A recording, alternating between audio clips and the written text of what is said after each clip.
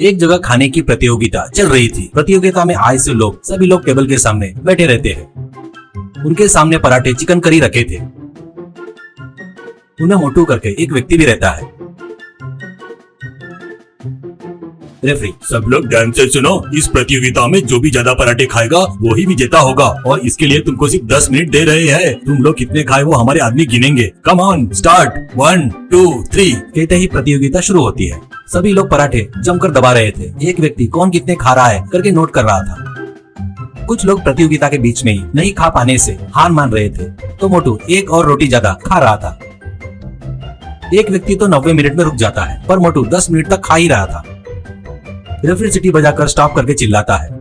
जो गिन रहा था वो आदमी, मोटू ने 10 मिनट में 98 पराठे खाया है, इसलिए वही इस प्रतियोगिता का विजेता है। कहता है तो सभी लोग तालियां बजाते हैं। पर मोटू, अरे सर आपने गलत गिने सर, मैं 98 नहीं 99 खाया हूँ। कहता है तो रेफरी, तो ठीक है ले, कैसे भी तू ही जीता ना, आकर मेडल ले ले। ऐसा कहता है। ऐसे कैसे होता जी, गिनती बोली तो गिनती रहती, मैंने 99 खाया 98 नहीं खाया। ऐसा कहता है गिनने वाला। ठीक है वैसे ही समझेंगे, कैसे भी तुम ही जीते हो ना, जाकर मेडल ले लो। ऐसा कहता है मोटू। वैसे मुझे नहीं चाहिए, लगे तो फिर से प्रतियोगिता रखो, पर ऐसे गलत गिनकर जीतने का उद्देश्य नहीं है मेरा। कहते ही वहाँ पर आए सभी लोग चक्कर आकर गिर जाते हैं। मोटू उनको देखकर हंसकर, मैं यहाँ तुम्हारे मेडल के लिए नहीं आया हूँ, इस खाने के लिए आया हूँ करके वहीं बैठकर जितना बचा था वो खाकर चला गया। वो बहुत पैसों वालों के यहाँ जन्मा था। एक समय पर 100 करोड़ से ज्यादा की जायदाद अभी बस कुछ करोड़ ही बचे थे। उसका कारण उसका खाना था। वो एक खटिया पर लेटकर हमेशा मोबाइल देखते रहता है, नहीं तो सो जाता था। नींद से जागते ही उसके खटिया के पास पूरा खाना आने को होना, काम वाले उसको लाकर दे रहे थे तो वो खाते ही रहता था। ऐसे वो खा खा कर थक कर फिर से खराटे मारते हुए सो जाता था। खर खर खर।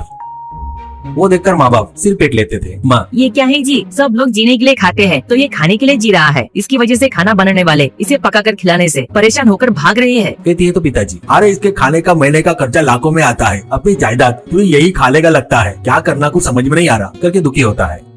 एक दिन एक स्वामी जी उनके घर में आते हैं।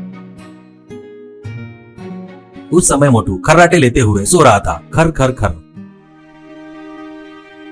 माँ बाप स्वामी जी को बुलाकर, स्वामी जी हमने आपको बुलाए और आप आ गए, इसलिए हमको बहुत खुशी हुई, पर इसने आपको खिलाने वाला भी खाना पूरा खा गया। थोड़ी देर रुके तो फिर से खाना बनवाता हूँ, आपके पसंद का खाना पूरा तैयार करके रखता हूँ। ऐसा कहती है स्वामी जी। कोई बात नहीं, मुझे और भी बहुत से काम है, अगली बार आऊंगा तब आप लोग अतिथि सत्कार कर लो। इतना कि तुम्हारी लड़की की कुंडली में कुछ बदलाव आया क्या? कहता है पिताजी, कहाँ बदला स्वामी जी, उसको बनाकर खिलाते खिलाते हमारे में बदलाव आ गया, देखो हम कैसे हो गए। कहते हैं तो माँ, स्वामी जी वो सिर्फ आपकी बात ही सुनता है, एक बार आप उसे अच्छे से समझा कर देखो ना। ऐसा कहती है तो स्वामी जी ठीक है बोलते हैं, पर काम वाले उसको कितना भी हिला हिला कर उठाते हैं तो भी वो नींद से नहीं जागता। तब स्वामी जी एक मिठाई निकालकर उसके नाक के पास रखते हैं। बस उस मिठाई की सुगंध से वो उठकर बैठ जाता है। वो उनको देखकर खड़े होकर, आपका भाई स्वामी जी, मैंने देखा नहीं, माफ करना कहकर पैर पड़ता है। स्वामी जी, कोई बात नहीं बेटा, तू मेरी इज्जत करता है, मैं बताया वैसे करता क्या? ऐसा कहते हैं वो। बताइए स्वामी जी, आप जो बताएंगे वो करूँगा। ऐसा कहता है स्वामी जी। तो तू आज से 6 महीने तक घर में किसी भी चीज की जरूरत रहे तो तू बाहर जाकर लाना है, ठीक है ना? कहता है तो वो। बस इतनी सी बात क्या स्वामी जी, पक्का करता हूँ। ऐसा कहता है। स्वामी जी उसको आशीर्वाद देकर चले जाते हैं। बाद में माँ, वो स्वामी जी कितने बुद्धिमान है, ये 6 महीने अपने शरीर को थोड़ा तकलीफ दिया तो उसका मोटापा कम होगा और खाना भी कम होगा। ऐसा कहती है तो पिताजी, अरे अब से देख उसको कितने काम बताता, इससे वो पतला हो जाने को होना। ऐसा कहता है।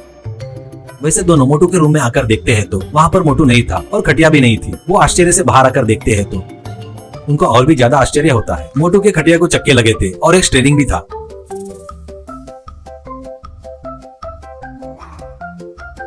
मोटू उनको देखकर, हाँ आओ आओ, और कौन कौन सा सामान चाहिए जल्दी से बताओ, जाकर लेके आता, फिर ब्रेकफास्ट का टाइम भी हो गया है। ऐसा कहता है। पिताजी उसको एक चिट्ठी देते हैं। मोटू खटिया लेकर गांव में घूमते हुए घर में लाने वाली सभी वस्तुएं खटिया पर रखते हुए घर पर आता है।